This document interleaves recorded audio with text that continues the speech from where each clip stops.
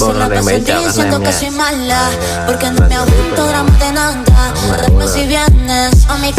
Lên clip dẫn lên clip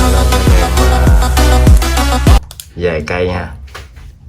Hàng xưa có cái này là nguyên lô này đồng không anh em ơi, 6x 7x,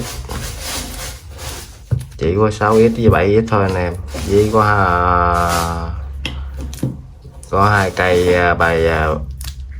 bài giáp viên với một cây 57 anh em ơi, giao lưu chơi. Chu Niên anh em ơi, Chu Niên này là xã Sơn Tĩnh Điện anh em ơi. Chu Niên này xã Sơn Tĩnh Điện nha, 192 1991.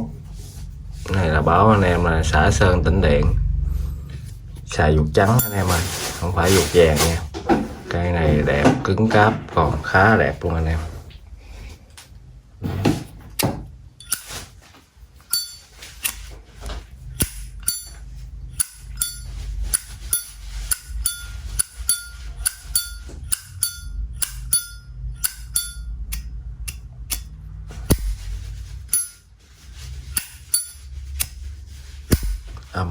Âm mà bà áp nghe khác liền nha anh em. Bon ha. Cây này tháng ri 7 là mã trùng chuẩn nha anh em, bài giáp viên nha. Bao anh em là cây này bài giáp riêng đó. Anh em nhìn biết liền, không phải xả nha anh em, nào xả là xả, bài giáp viên là bao bài giáp viên nha. Chu Niên xài ruột trắng.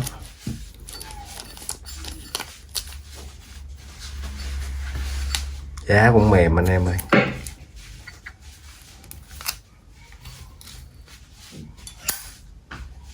Cái này chia cho anh em âm hay nha.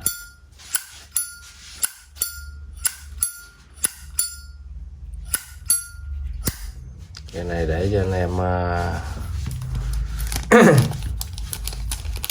chia cho anh em cái này $1 đi. Bữa bán $1,2. Này quay lại bán giảm giá luôn.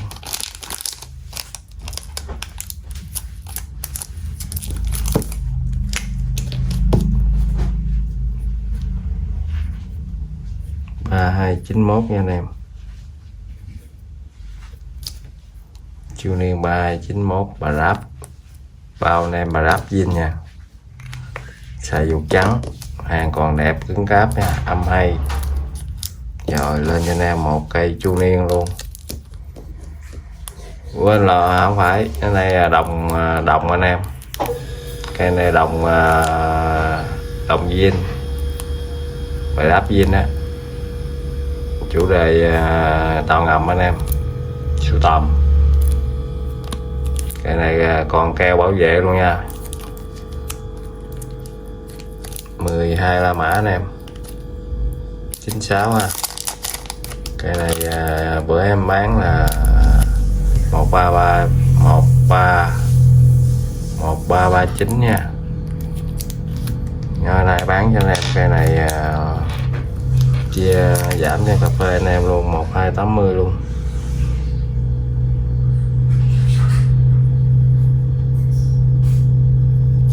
Một 280 luôn cho nó bay. Mời phê anh em chơi. Đó, mời phê. Cái này anh em chơi bà lắp lấy mấy cái này chơi. Đó. Đây là con keo 2K luôn nha anh em. Cây này xài ít anh em, bao đẹp luôn đó. Cái tem, cái dấu tem còn luôn ha. Keo, còn keo luôn, keo bảo vệ 2K, chủ đề thắt mòn dinh hãng tàu ngầm anh em USS ha. Anh em tra tìm hiểu con tàu này là 678 tàu USS nè, tàu ngầm của Hoa Kỳ nè, đề lối đẹp thẳng băng ha.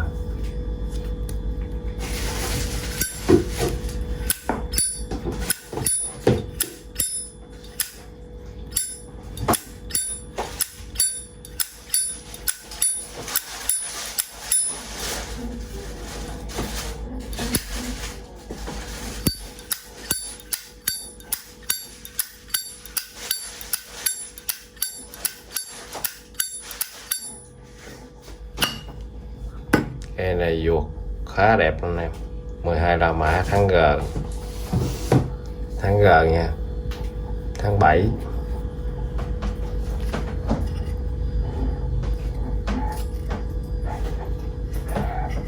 Tháng 7 tháng 6 nha anh em. Cái vỏ tháng 6 tháng F, cái vuột tháng G tháng 7 là tháng. Vuột còn khá đẹp luôn đó. Chưa sửa chữa đây, thấy bộ kiện nha anh em, bao zin còn keo luôn, mới tinh luôn. Cái này để anh em 1.250.000 thôi, và đáp zin, ba giáp zin, chủ đề tàu ngầm zin hãng, chất lượng luôn.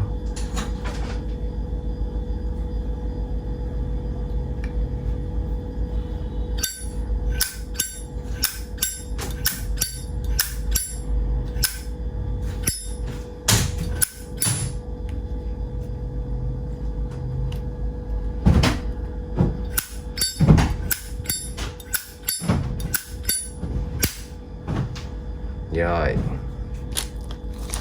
anh em nào ở nghề alo 1280 bà ráp riêng, tàu chủ đề zin hãng nha anh em, tàu ngầm. Rồi tiếp theo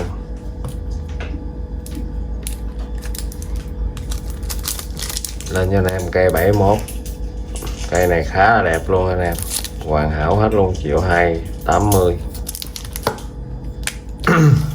Rồi để anh em chịu 1200 đi, mọi phơi luôn. Rồi 1271, hàng đẹp, lề lối đẹp tuyệt vời luôn anh em.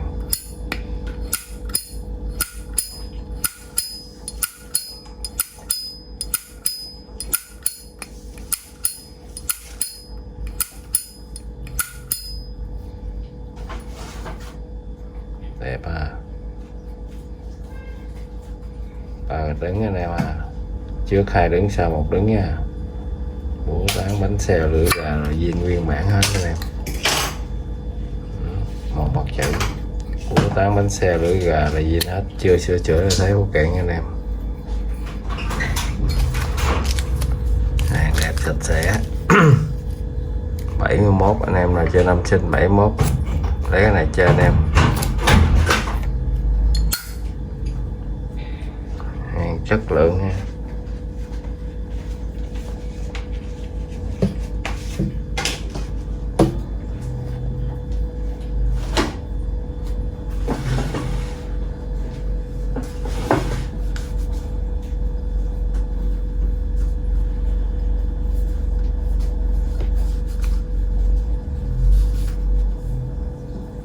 Lề lối là nguyên bản hết.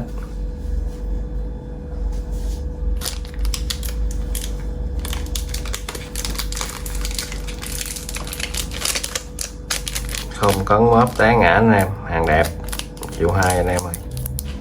Đời xưa mà giá này quá im, mọi thuốc khỏi chê anh em.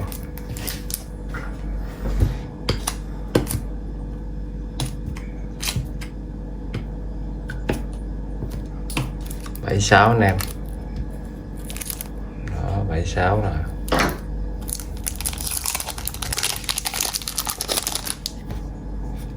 đẹp mướt bán ha, không request lỗi lầm.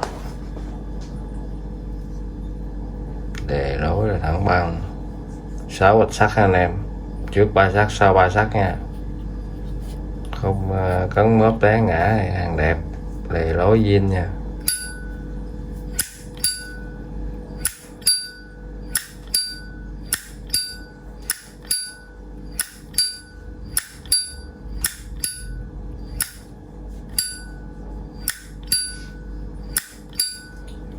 Âm hay, âm là bon bon gian ha, 1 mặt chữ 2 mặt chữ chuẩn đời. Búa tán bánh xe lưỡi gà là nguyên bản nha anh em, bao bén luôn. chia cho anh em cái này 1150 thôi, bao ship,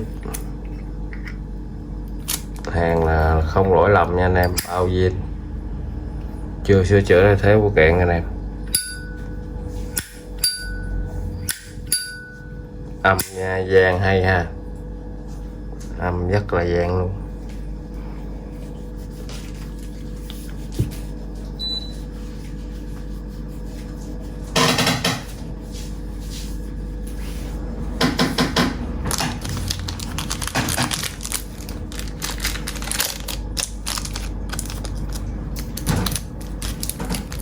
Giờ anh em là ưng kết bạn Zalo em nha, 76 anh em chơi năm sinh 76 lấy cái này chơi anh em.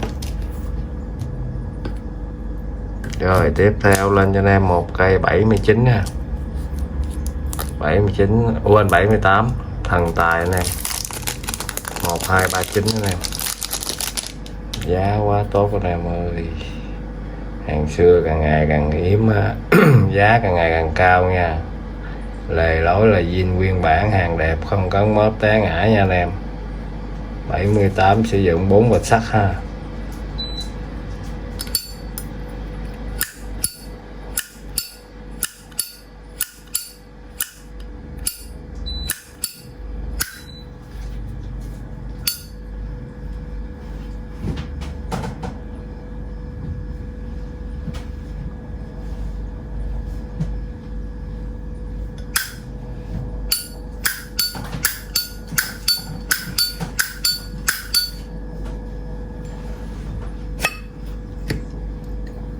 Chuột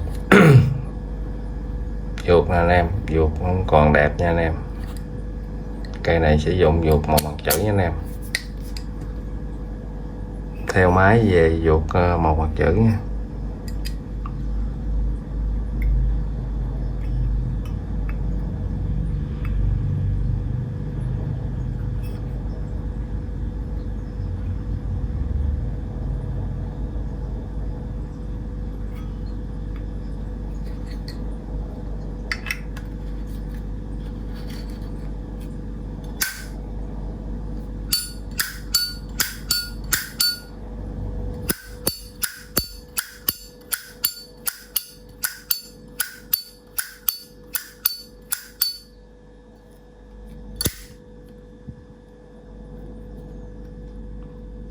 Bảy mươi tám, anh em nào sinh năm 78 chơi cái này chất lượng nha anh em. 78 nha, hàng là đẹp chuẩn nha anh em.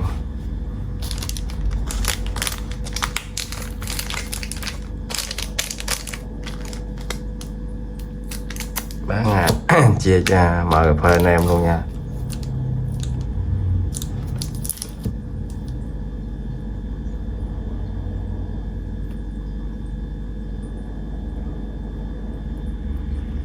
Một 50 nha anh em.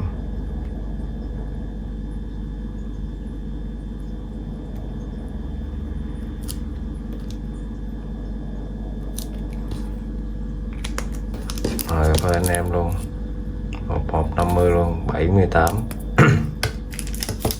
Rồi tiếp theo nha anh em, lên cho anh em một cây 74 nữa nè. Đó, 8 bịch sắt, năm đầu tiên bịch sắt anh em.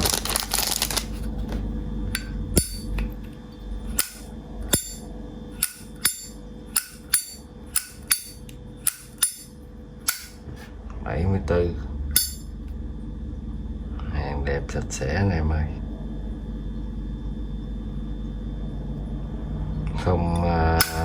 không cấn mớp té ngã nha. Âm là bon ha, không cấn mớp té ngã. 74 sử dụng là 8 bịch sắt nha anh em, trước 4 sắt sau 4 sắt, chuẩn 74 nha. Hàng đẹp sạch sẽ, không cấn mớp té ngã, lề lối là nguyên bản zin ha, chưa sửa chữa theo phụ kiện anh em. Của tán bánh xe lửa gà, bao zin cho anh em hết, sử dụng ruột một mặt chữ ha, đẹp hoàn hảo, búa zin nè, bánh xe nè, bao bán nè. lưỡi gà vuông bản lớn ha. Rồi cây này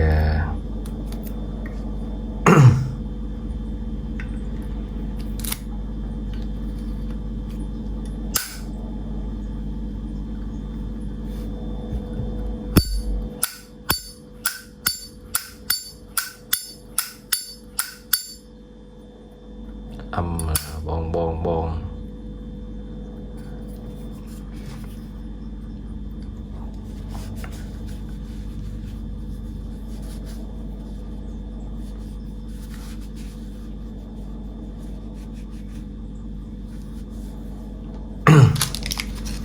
Bữa em bán cây này 1.279.000.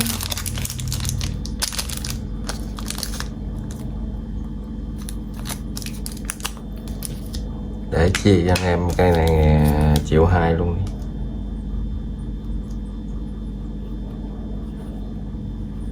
Một hai không bao ship luôn. 74 đồng, thông xã mã rôm anh em ha. Hàng đẹp sạch sẽ, chụp màn hình kết bạn Zalo em. Rồi lên em cây 73 nè, 1179 nè, 73 hàng xưa nè. Cây này cũng khá đẹp luôn anh em. 73 đó, hàng đẹp nha, lề lối zin thẳng băng nha, không té ngã cấn mớp gì đó anh em, bao đẹp luôn. 73 một bịch đứng duy nhất à, năm đầu tiên bịch đứng, năm cuối cùng bịch đứng. 73 74 là bịch sắt rồi.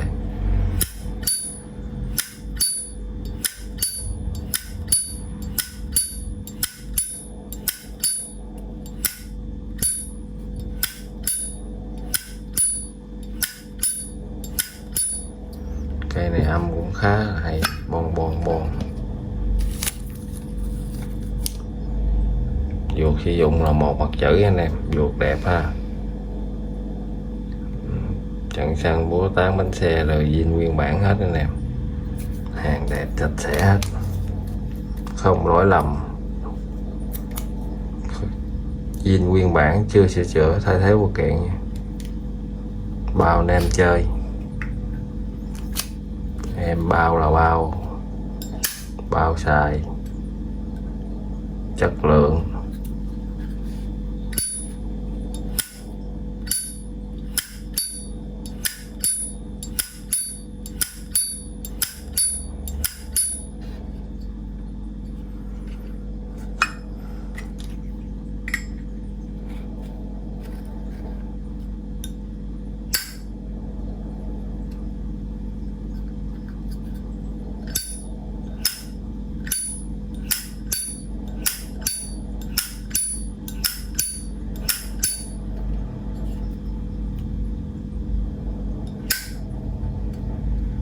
Đẹp sạch sẽ.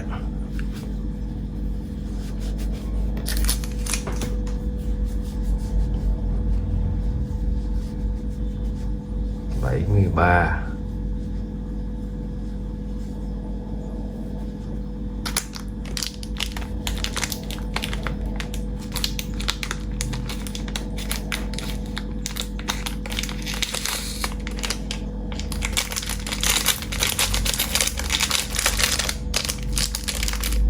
Một 79 anh em ha. 573 anh em. 179. Giá này giảm rồi nha anh em. Rồi tiếp theo 70 anh em. Cây 70 anh em này trên 5 trên 70 1150 luôn nè.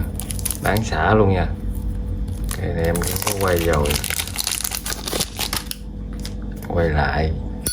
Bữa có ông anh hỏi mà là mất duyên, nay em quay lại ha.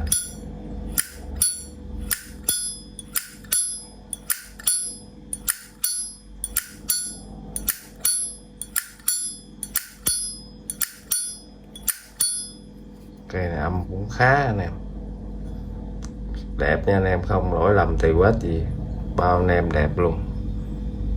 4 bịch đứng ha, trước 2 đứng sau 2 đứng là chừng 1970 nha. Lưỡi gà đá lúa, quên lưỡi gà bản vuông lớn nè, tim bọt, búa tán bánh xe, lưỡi gà zin nguyên bản ha.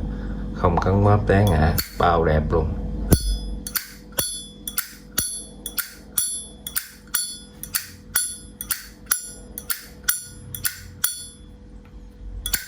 Bao anh em cây này bao đẹp luôn. Anh em ưng được cây nào chơi năm nào á, chụp màn hình kết bạn Zalo em, anh em xem tham khảo nha. Ưng thì ủng hộ em, chơi được cái nào ủng hộ em, cảm ơn anh em nhiều.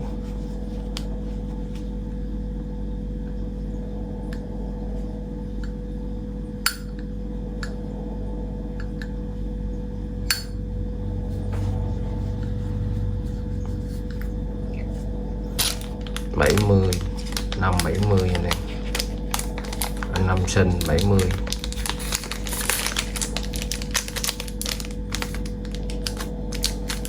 Rồi anh em nào ưng chụp màn hình các bạn Zalo em nha. 70 anh em, giá mềm xèo luôn anh em. Rồi lên cho anh em một cây 65 anh em. Đó. 65. Cây này bán cho anh em giảm cho anh em lần nữa đi. Được thì cho bài luôn, không được thì là không được thì chân tủ anh em. 1200 luôn. 6x mà anh em. 65 đời chấm mà. Đời chấm mà anh em. Đó, 1.2 luôn à. Đời chấm nha. 65.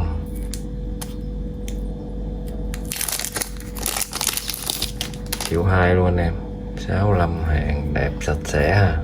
Để lối đẹp thẳng băng. Cây này khá đẹp luôn. 1 chấm duy nhất nha anh em. Bass 251 với 191 ha, nhỏ nét ha. Cây này âm khá là hay.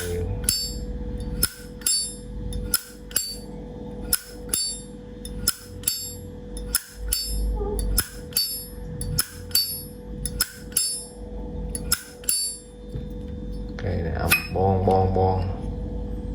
Dù sử dụng một mặt chữ bass nè, đúng chuẩn đời nha anh em. Có xước nhẹ, đã qua sử dụng rồi. Xước nhẹ, bass 251 với 191 ha, vẫn còn thấy anh em.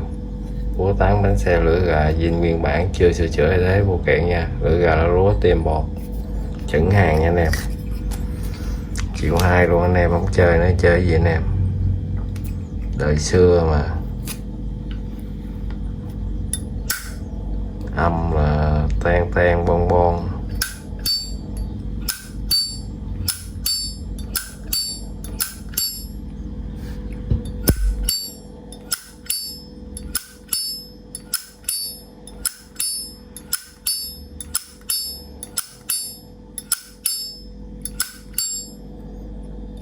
Rất hay anh em. Động đang lên nước anh em. Không lỗi lầm thì quá cấn móp té ngã nha, bao zin hết. Động lan lên nước khá đẹp.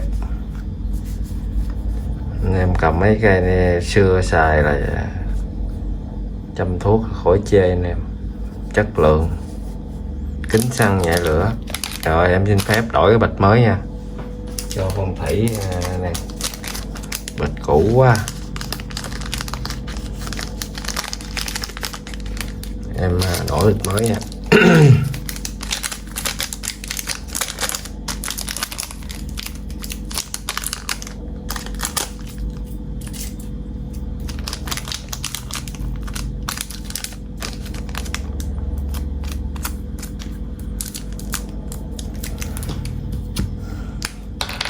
Sáu mươi lăm.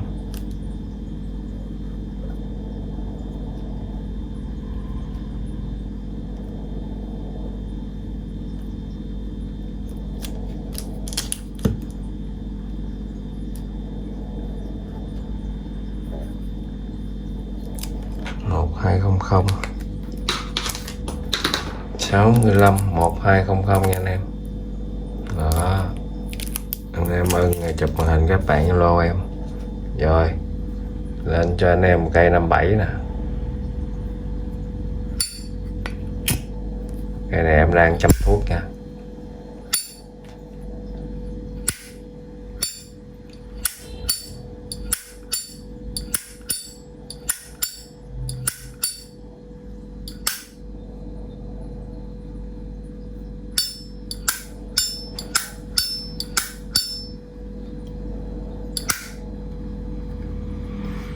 Cây này đang chăm thuốc nha anh em. Cây này bữa là cà rôm nha anh em.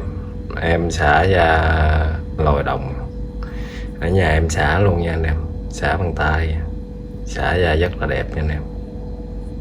Anh em nào chơi lấy cái này chơi nè. Em đang mồi thuốc á. 8 chấm bát lệch trái ha. Chừng 57 nha. Trước 4 chấm sau 4 chấm. 56 này 7 chấm. Bát ben này chừng 57. 57 là không giống ai anh em. Mọc của nó không giống ai.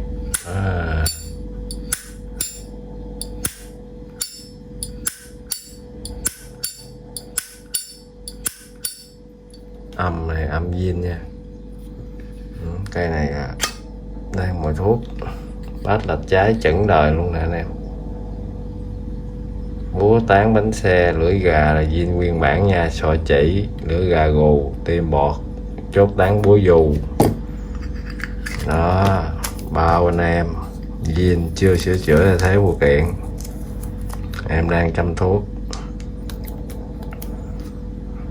Em nào mà chơi sưu tầm mồi thuốc lấy cái này chơi anh em. Ngon lành luôn. Âm zin bon ha. Rồi chị em anh em cây 57 này anh em chơi được cái chơi nha. Giá cuối cùng luôn. Bữa em đăng chưa xả là 1,5 triệu rồi. Này làm xả ra đẹp sạch sẽ luôn anh em.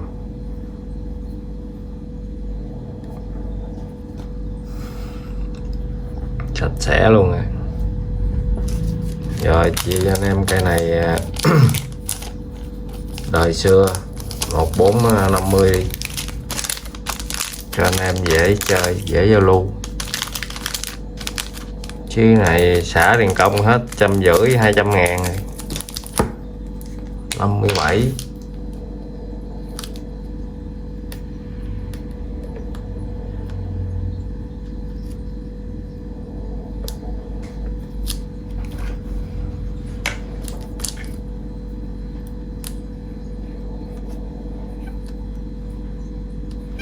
Bán 1,4 triệu luôn đây nè.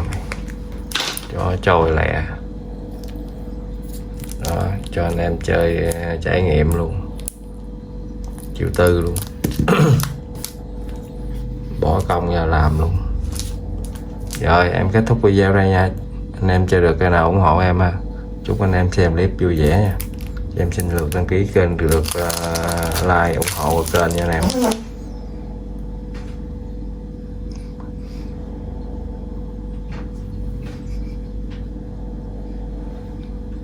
Đó, anh em ưng chụp màn hình kết bạn Zalo.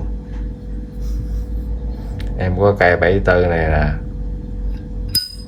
âm hay lắm.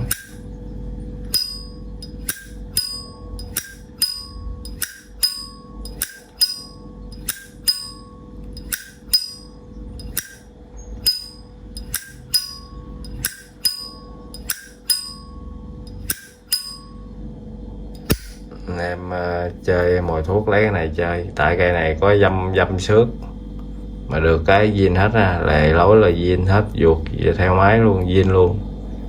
8 bạch sắt, có dăm, có cắn, có xước. Đó, anh em nào chơi lấy cái này chơi. Có dăm nóc nhà nè, có tơ lông mèo nè, có cắn ở dưới góc mấy điểm nè, mọc vỏ luôn. 74 8 bạch sắt. Mà cây này âm hay. Nếu anh em mà không chốt vài bữa em dẫn xả cà rôm ra luôn, lòi đồng luôn. Rồi, chào anh em nha. Anh em chơi được chơi cái nào alo em. Rồi bye bye anh em. Chúc anh em xem clip vui vẻ nha.